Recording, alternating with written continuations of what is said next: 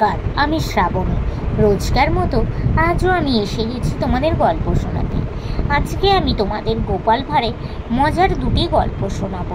তো বন্ধুরা, আমি যেহেতু একজন শারীরিক প্রতিবন্ধী, নিজের সাধ্যমতো পরিচয় তৈরি করার লক্ষ্যে এই কাজটা শুরু করেছি।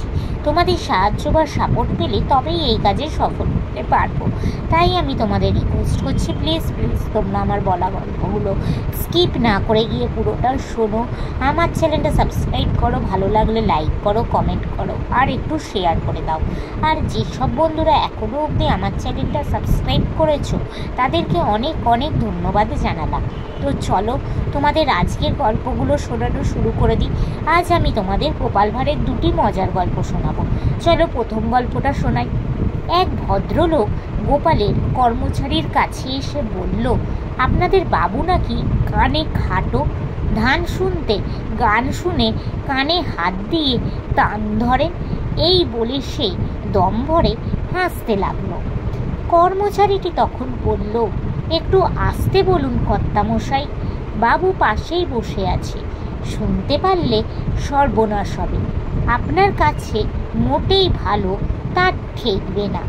গায়ের ঝাল মিটিয়ে গাল দিয়ে আপনাকে তিনি পয়মাল করে ছেড়ে দেবেন।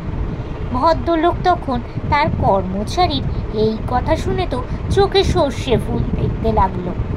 নমস্কার, আজকের প্রথম গল্পটা এখানে শেষ। চলো তোমাদের দ্বিতীয় গল্পটা শোনাই। দ্বিতীয় গল্পটা হলো গোপালের মেয়েকে নিয়ে একটি গল্প। চলো শুরু করে দিই গল্পটা। গোপালের মেয়ের প্রথম সন্তান হবে।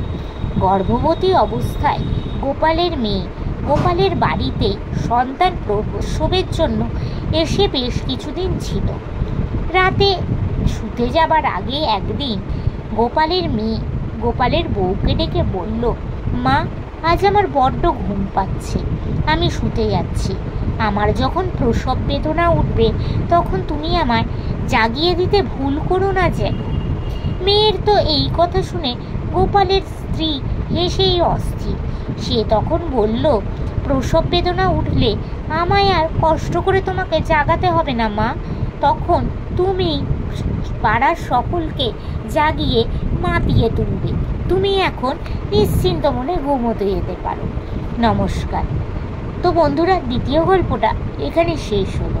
তোমাদের যদি ভালো লাগে প্লিজ লাইক করে দিও একটা, আমার চ্যানেলটা একটু সাবস্ক্রাইব করে দিও আর শেয়ার করে দিও। আজকের মতো আমি চললাম, আবার আমি কাল চেষ্টা করব তোমাদের অন্য কোনো গল্প শোনাতে। তোমরা প্লিজ আমাকে একটু সাপোর্ট করো। আজকের মতো টাটা।